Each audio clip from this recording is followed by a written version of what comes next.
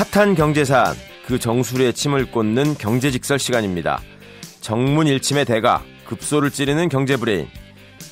이번 주에도 주진영 전 한화투자증권 대표께서 자리해 주셨습니다. 안녕하세요. 네, 안녕하세요. 감사합니다.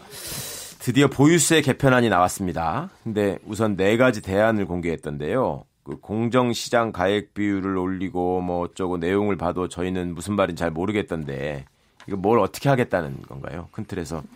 최강욱 변호사께서 종합부동산세를 안 내시죠? 예, 저는 한 번도 대상자가 돼본 적이 없었어요. 안 내는 사람은 들어도 무슨 말인지 모르고 네. 내는 사람들은 열심히 관심들을 보이는데 네. 사실 질문하셨는데 보유세 개편안이라고 그러셨잖아요. 네. 사실 보유세 개편안은 아니고 네. 그중에 일부에 해당되는 이제 종합부동산세 개편안이 나온 거죠. 근데 우선 이 얘기를 하려고 그러면 종합부동산세를 어떻게 계산하느냐부터 이제 대강은 적어도 알아야 되는데 개인 기준으로 1인 1주택이면은 이제 공시지가로 9억까지. 네.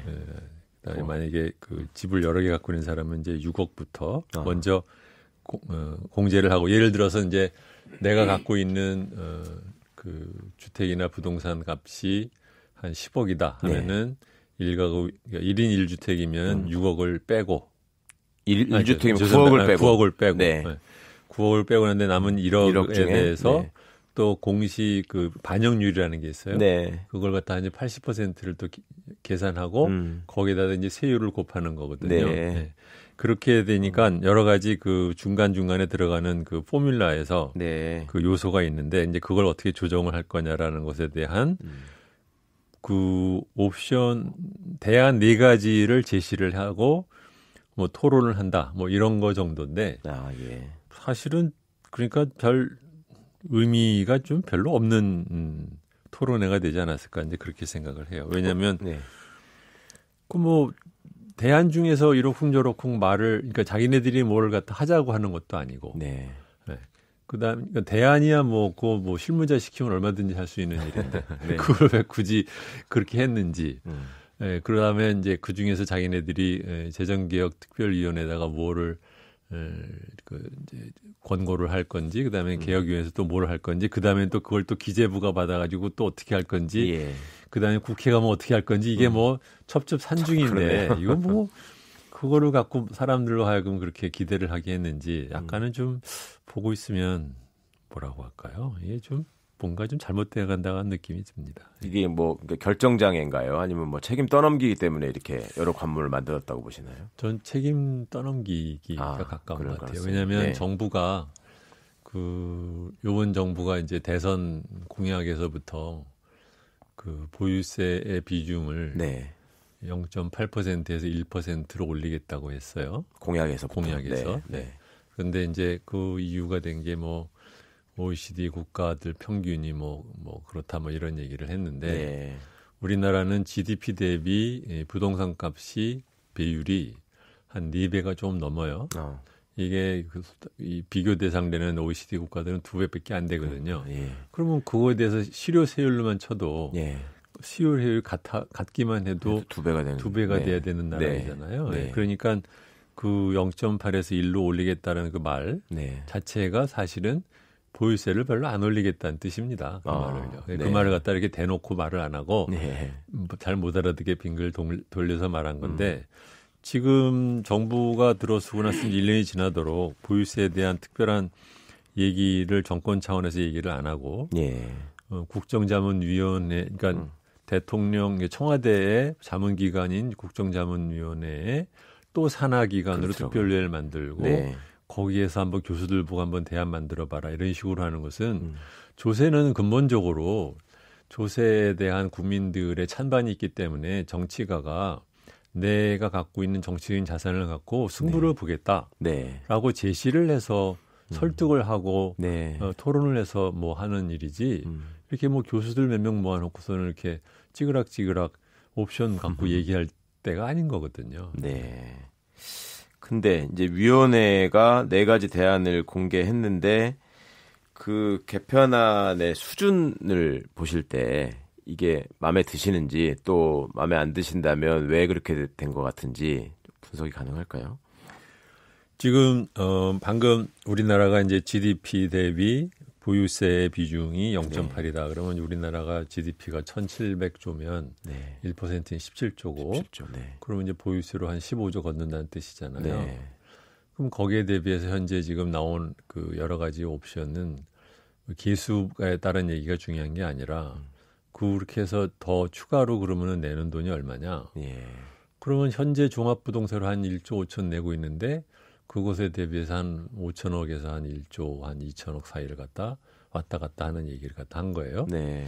그러면은 이미 보유세가 지금 9조가 넘게 부동산 관련된 보유세만 9조를 재산세로 내고 있는데 뭐 별다른 뭐 차이가 없는 거죠. 네. 두 번째로는 이 1조 뭐 5천이라고 하지만 그 동에서도 개인이 내는 돈은 네. 5천억이 잘 안 돼요. 아. 대부분은 그러면, 법인이 내고 있습니다. 네. 법인 소유 부동산이. 네. 네. 그러니까 그리고 이번에 올린다는 것에도 그러니까는 네. 법인에 해당되는 것들도 같이 들어가 있는 거예요. 예. 그러니까 개인이 내는 돈은 정말 또 얼마 안 되는 것이죠. 그러니까 사실은 조족지열 갖고 네. 네. 이게 지금 새에서 피를 한 방울 떨어뜨릴 거냐 두 방울 떨어뜨릴 거냐 네. 열심히 좀 토론하는 꼴이에요. 아, 지난 참여정부 때 하도 대가지고 그런 거 아니에요? 그때 경험이 있으니까. 그렇겠죠. 네. 네. 아무 종부세 해당 없는 분들도 이제 조세 저항에 동참을 하는 상황이 있었으니까 그렇죠. 신중하게 간다고 생각하는 모양인지는 모르겠는데, 근데 대표님, 근데 신중하게 가도 좋은데 네. 자기가 생각을 자기 얘기를 갖고 얘기를 해야지 왜 자꾸 다른 사람으로 하여금 네. 말하게 하는 거야. 그러니까. 근데 이게 우리나라는 왜 다른 나라에 비해서 이렇게 직접세를 극도로 싫어하는지, 그래서 이렇게 조세 저항을 걱정하면서 자꾸 말을 돌려서 딴 사람 시키려고 하는지 이 부분도 좀 그렇죠. 설명해 주시면 좋겠습니다. 네. 사실 이게 우리나라 그 민주주의의 큰 그 말하자면 그 장애물입니다. 뭐냐면 네. 아시다시피 왜 뭐 1776년에 미국에서 독립혁명이 일어날 때도 그 뭐 조세 없는 리프리젠테이션, 그러니까 대표 없는 조세 이제 반대한다는 네. 건데 한국은 조세 없이 대표권만을 많이 누리던 그 나라라고 하는 게 맞는 것 같아요. 왜냐하면 네. 그 우리나라의 그 중산층이 세금 내는 것에 대해서 극도로 싫어해요. 네. 네. 그리고 이것을 이제 자기네들이 내서 그걸로 모은 돈으로 국가를 운영하고 그 돈을 갖다 모아서 어려운 사람도 도와주고 한다는 그 개념 또는 이제 연대의식이라고 하는 그 개념이 한국 시민사회는 아직 별로 없는 거예요. 그러기 때문에 그 여전히 GDP 대비 조세 부담률이 낮은 나라임에도 불구하고 직접세 비중이 낮고 직접세에 대해서 조금만이라도 올라가게 되면 이 소위 말하면 우리나라의 그 담론의 그를 주도를 하는 그 상위 한 10% 20%의 사람들이 뭐 난리를 피니까 그렇죠. 그러니까 나머지 사람들은 사실은 자기들한테 좋아지는 그러한 변화임에도 불구하고 그 얘기 홀랑 넘어가는 거죠. 그래 왔었죠. 네, 그게 이제 옛날에 소득공제를 세액공제로 바꿨을 때 박근혜 정부 때 있었던 그 일종에 보면 이제 제가 보면 거의 난동에 가까운 그 기자들의 그 악의적인 보도 이런 것들만 보더라도 그렇고 지금 보유세만 하더라든지 마찬가지예요. 그러니까는 뭐 미국이니 뭐 영국이니 그런 얘기는 차치하더라도 바로 옆 나라인 일본만 하더라도 GDP 대비 아까 우리나라가 이제 GDP 대비 보유세가 0.8이라고 했는데 일본은 1.9%예요. 그러니까 우리나라에 비해서 이미 2배를 내고 있어요. 네. 물론 1.9에는 그 나라도 이제 GDP 대비 부동산 값이 여전히 높기 때문에 하는 영향도 있지만 전체 조세 수입에서 거의 10%를 차지하는데 우리나라는 4%밖에 안 하거든요. 그러니까 그리고 그 돈도 또 이제 법인한테 내 돈 아니고 매기한다 이런 식으로 근로소득세도 마찬가지입니다. 우리나라가 전체 조세에서 근로소득세가 차지하는 비중이 굉장히 낮은 나라이고 대다수의 중산층들이 기본공제가 지나치게 많아가지고 소득세를 안 내고 있다라는 거. 근데 그런 얘기를 할 때마다 아이 왜 부자부터 내야 되는 거 아니냐라는 소리로 넘기는데 부자도 내지만 당신도 내야 된다. 다 같이 내야 된다. 그 생각을 갖다 사람들한테 인식시키기가 굉장히 어려운 거죠. 근데 그런 거 있지 않습니까? 왜 기자들도 봉급생활자라서 그런지 이게 세금 얘기만 나오면 유리지갑 이 얘기하면서 네.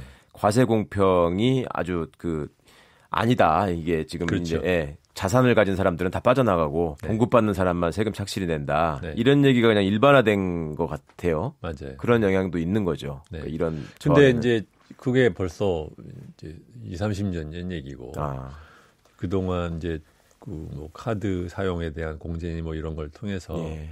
자영업자의 그 소득에 대한 그 투명성도 상당히 높아졌고 네. 이제 그렇긴 하거든요. 그리고 두 번째로는 우리 지갑이 투명하면 네. 그럼 다른 지갑도 투명하게 하는 쪽으로 정치적인 가야지. 포커스를 가야지. 네. 그러니까 내가 안 내는 쪽으로 얘기가 가면 네. 그럼 곤란한 거죠. 예, 네. 알겠습니다. 이게 부동산 공시지가, 네. 공시가격 이것도 항상 문제가 되는 것 같아요. 이걸 공평하게 만들어야지 소위 말하는 유리지갑의 항변이 이제 통용되지 않는 네. 것인데 네. 어떻게 보세요?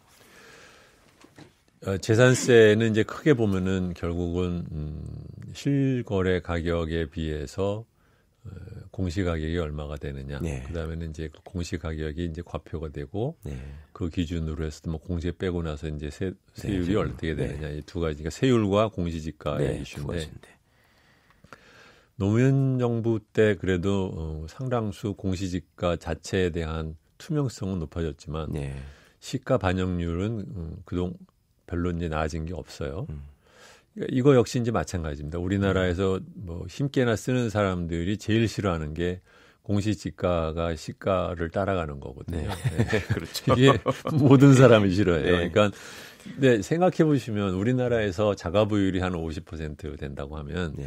50% 나머지 사람들은 자가가 없어요. 그렇습니다. 그러면 자가에 대해서 갖고 있는 사람들이 보유세 세율이 됐든 아니면 공시지가가 됐든 간에 그것이 그 현실과 자꾸 괴리된 상황에서 무슨 얘기를 하는 것이 이게 어떻게 보면 집단적인 가면극이고 집단적인 그 위선이에요. 이거는 예. 한국 사회가 갖고 있는 큰 병폐라고 저는 생각합니다. 아이고. 그러니까 지난번에 막 그 에버랜드 쪽 땅값 이렇게 내렸다가 올랐다가 하는 거 한번 보여주니까 네. 더 충격이 이제 컸던 것 같아요. 이걸 도대체 공정하게 정하는 거냐, 기준은 있는 거냐 이런 네. 걱정을 하는 것 같은데. 근데 청와대도 대통령 개헌안 얼마 전에 발의하면서 토지 공개념을 얘기했었잖아요. 네. 근데 부동산 보유세 강화하는 것도 이게 토지 공개념의 핵심 정책이라고 할 수 있는 건데 이 개편안을 그 토지 공개념을 좀 강화하는 차원에서 손볼 필요는 없는 건가요? 근데 조금 이게 보고 있으면 머리가 이제 헷갈리는 게 네. 부동산 관련된 세제가 한국보다 훨씬 더 합리화되어 있는 나라들 쳐놓고 굳이 헌법에다 공개념이 굳이 들어가 있느냐? 예. 아니거든요. 예. 그러니까 왜 헌법에 공개념 집어넣는 얘기는 하면서 네. 막상 그거 없이도 할 수 있는 보유세 현실에 대해서는 이렇게 소극적이고 겁을 내는 거냐. 이게 약간 좀 이중적인 태도를 보인다. 예. 그런 생각이 좀 들 때가 있습니다. 예. 진짜로 정무일침의 지적이십니다. 이게 그 법제화 될 때까지 전망을 좀 해주시면서 마무리하면 될 것 같습니다. 이게 어떤 난관이 있을 것이고 또 이게 제대로 될 수 있을지. 그렇죠. 지금 뭐 이런저런 그 개혁 작업에 있어서 그 소극적이거나 아니면은 아예 시작도 못하는 가장 큰 핑계로 되는 것이 국회에서의 네. 이제 통과 가능성에 대한 불확실성을 얘기를 하는데, 그렇습니다. 뭐 그런 면에서 치면 종부세가 됐든 보유세가 됐든 만약에 현재 그 국회 선진화법에 의해서 국회에서 야당이 극렬하게 반대를 하면 네. 그 무엇도 되지를 않아요. 네. 그러니까 이제 지금 굳이 얘기할 수 있는 게 소득세 시행령에 들어가 있는 그 공정가액 그 배율 지금 뭐 80%로 돼 있는 거 종합부동산을 갖다 네. 그걸 갖다 원래는 이게 노무현 정권 때 2009년까지 100%를 올린다고 한 겁니다. 예. 근데 그걸 갖다 지금 안 하고 있는 것인데 이게 참 이게 이제 제가 맨날 흔히 말하는 한국 사람들이 그 감옥을 만들어서 자기네들이 들어가 놓고 열쇠를 밖에다 던져놓은 곳에 해당되는 예. 거죠. 그러니까는 소득 그 가액 비율을 정부가 시행령에다 집어넣어서 정부가 알아서 맘대로 그 비율을 갖다 정할 수 있게 해놓은 것 자체도 비정상적인 입법 네. 구조이고 예. 네. 그다음에는 보유세를 세율은 정해놓고 공정가가 반영률을 저런 식으로 놔두는 것도 그렇고 그다음에는 이것에 대해서 조금이라도 움직이려고 하면은 이제 국회 통과 때문에 아무것도 못한다는 식으로 돼 있는데 이것은 그렇기 때문에 제가 보기에는 국회 탓을 하면은 아무것도 아무런 안 되게 돼 있습니다. 그러니까는 결국은 정부가 또는 대통령이 이 문제에 대해서 나는 이렇게 생각하고 왜 그렇게 생각하는지를 얘기를 하고 국민들로 하여금 국회를 설득하고 압력을 넣어서 하는 게 우리 그 박근혜 탄핵할 때도 그렇게 했잖아요. 그렇습니다. 네. 그러한 과정을 거치지 않고는 불가능하다고 생각합니다. 예. 오늘도 말씀 감사합니다. 네. 예. 안녕히 계세요. 예, 지금까지 주진영 전 한화투자증권 대표와 말씀 나눴습니다.